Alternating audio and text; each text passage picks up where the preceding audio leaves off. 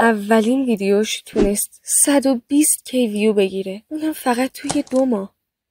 و مشکل من فقط یه چیز بود، شروع نکردن. چرا هیچ وقت شروع نمی‌کنم؟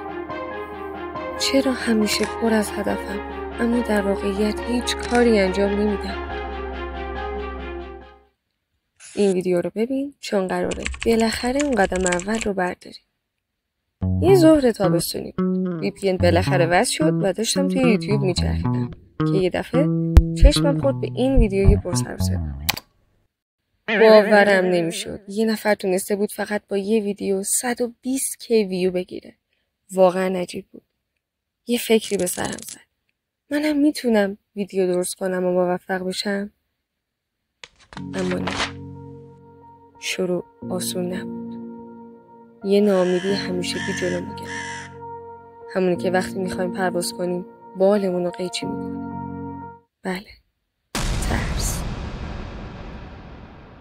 صداش مدام توی گوشم فریاد میزد. تو شکست میخوری، تو نمیتونی. خیلی یا حتی با 60 تا ویدیو هم وایرال نشدن، چه برسه به یکی.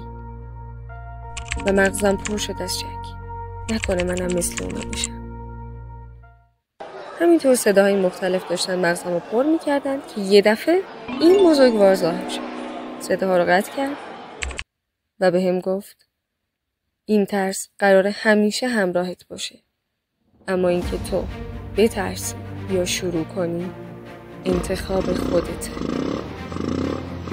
و من این بار شروع رو انتخاب کردم. حالا سوال این بود با چی ویدیو بسازم؟ فوری نشستم پشت کامپیوتر، سرچ پشت سرچ، ابزار پشت ابزار، اما کی میدونست کدوم از همه بهتره؟ این شد که اومدم سراغ اصغر آقا. بهش گفتم اصغر آقا کدوم از همه بهتره؟ گفت معلومه، کنوا. ولی یه مشکل، نسخه پروی کنوا خیلی گرون بود، نزدیک 1,600,000 تومان. و همه این دوستانی که الان دارن آفتاب میگیرن فقط تو نسخه پروی کنوا بود. جا زدن نداشتیم. پس دنبال یه راه نجات گشتم. دویدم و رفتم به سمت تورو دنبال اشتراک ارزان‌تر. گشتم، با هم مقایسه‌شون کردم، ناامید شدم و بالاخره اشتراک 10,000 تومانی کنوای پرو پیدا کردم. باورم نمیشد. همون لحظه خریدمش.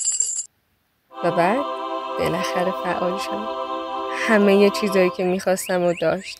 پس بلافاصله شروع کردم به ساخت اولین ویدیو. و رفیق، اگه تا الان همراه من هستی یعنی که اولین مأموریتم با موفقیت انجام شده. راستی رفیق، یادته بهت گفتم ترس نمیذاره شروع کنی؟ من شروع کردم با وجود همون ترس. چی باعث شده که تو اولین ویدیوت رو نسازی؟ برام کامنت کن. تو ویدیوی بعدی قراره بهت یاد بدم همین ترست رو نابود کنی. پس سابسکرایب کن و منتظرم باش.